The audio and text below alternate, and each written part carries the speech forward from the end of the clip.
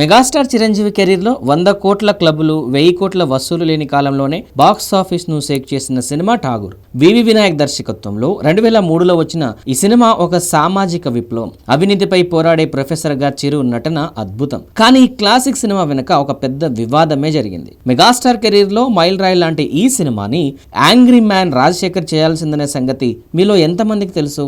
ఠాగూర్ సినిమాకు మూలం ఏఆర్ మురుగదాస్ తీసిన తమిళ చిత్రం రమణ. నిజానికి ఈ సినిమాని తెలుగులో రీమేక్ చేయాల్సింది రాజశేఖర్. తాజాగా ఒక ఇంటర్వ్యూలో ఆయనే స్వయంగా ఆనాటి చేదు జ్ఞాపకాలను గుర్తు చేసుకున్నారు. రమణ రీమేక్ రైట్స్ కోసం నేను అడ్వాన్స్ కూడా ఇచ్చాను, కానీ నిర్మాత నా ఫ్రెండే కదా అని అగ్రిమెంట్ చేసుకోలేదు. అదే నా కొంప ముంచింది అని రాజశేఖర్ తాజా ఇంటర్వ్యూలో ఆవేదన వ్యక్తం చేశారు. అయితే రాజశేఖర్ అడ్వాన్స్ ఇచ్చినప్పటికీ అగ్రిమెంట్ లేకపోవడంతో సీన్ రివర్స్ అయిందట. ఠాగూర్ మధు రంగంలోకి దిగి ఆ ప్రొడ్యూసర్ కు రాజశేఖర్ కంటే ఎక్కువ డబ్బు ఆఫర్ చేసి రమణ రీమేక్ రైట్స్ ను చిరంజీవి కోసం కొనేశారు.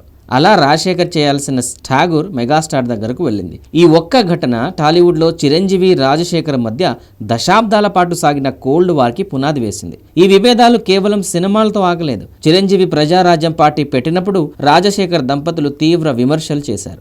ఆ సమయంలో రాజశేఖర్ కారుపై అభిమానుల రాళ్ల దాడి, ఆ తర్వాత స్వయంగా చిరంజీవి రాజశేఖర్ ఇంటికి వెళ్లి క్షమాపణలు చెప్పడం అప్పట్లో సంచలనాన్ని రేపాయి. మా డైరీ ఆవిష్కరణలో స్టేజ్ మీదే వీళ్ళిద్దరూ వాగ్వాదానికి దిగడం కూడా టాలీవుడ్ హిస్టరీలో ఒక మాయని మచ్చగా మిగిలిపోయింది. సరే, ఆ విషయం పక్కన పెడితే వినాయక్ చేసిన మార్పులతో చిరంజీవి ఠాగూర్గా ఓ సరికొత్త చరిత్రని సృష్టించాడు. ఠాగూర్ మూవీ అప్పట్లోనే ఇండస్ట్రీ హిట్ గా నిలిచింది. 253 సెంటర్లలో 50 రోజులు ఆడి పోకిరి వచ్చేంత వరకు అజేయమైన రికార్డులను కొనసాగించింది. ఠాగూర్లో రాజశేఖర్ నటించి ఉంటే ఎలా ఉండేదో తెలియదు, కానీ ఆయన మాత్రం ఒక మాస్టర్ పీస్ కథను మిస్ అయ్యారనే చెప్పాలి.